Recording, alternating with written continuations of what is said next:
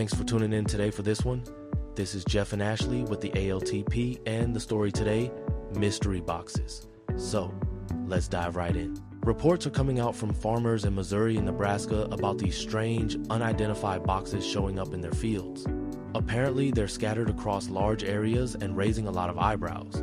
Absolutely. Farmers have described these objects as mysterious, no clear markings, no instructions, just sitting there. And it's not just one or two cases. The reports are widespread. What's stranger is that these areas don't typically get pest control hardware like this. Exactly. That's the curious part. The CDC is saying these are just bait boxes for insecticides, supposedly meant to treat rodent problems.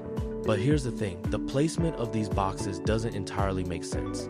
Why would you deploy pest control hardware in areas ravaged by massive wildfires instead of focusing on regions where rodents actually thrive? Right, and the wildfire angle isn't just theoretical. These boxes are reportedly being found in fire scars, where millions of acres burnt, and where pest populations aren't necessarily a top concern. It's hard not to wonder about alternative motives or strategies for their placement. And then there's Section 1068 of the FY 2026 National Defense Authorization Act.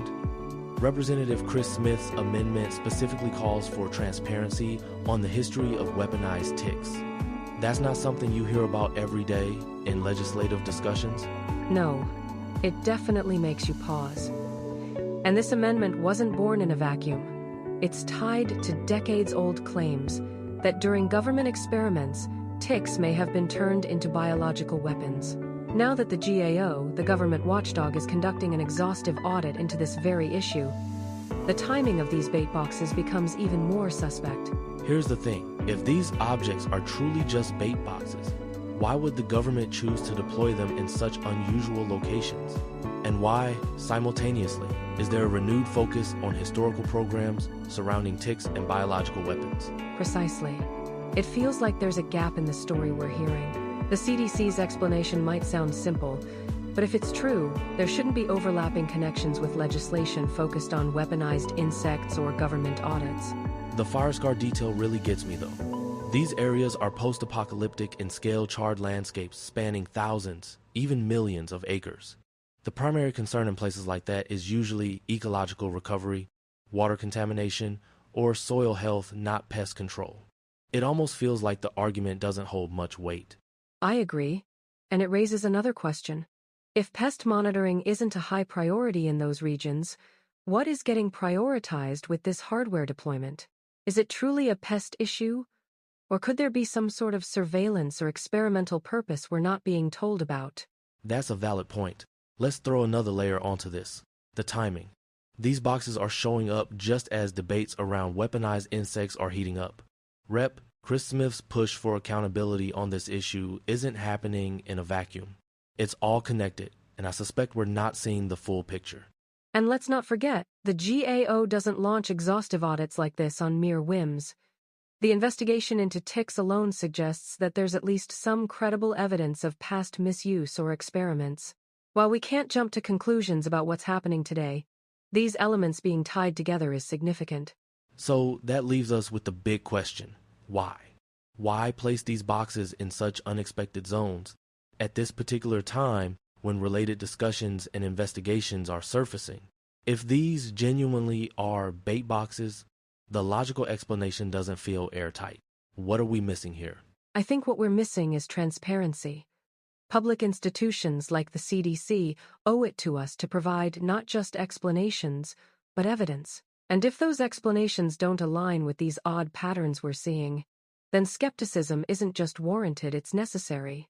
Well, let's follow the breadcrumbs for a moment. If these boxes are connected to anything bigger, like testing, surveillance, or ecological monitoring unrelated to pests, then the fire scars make sense as a controlled environment.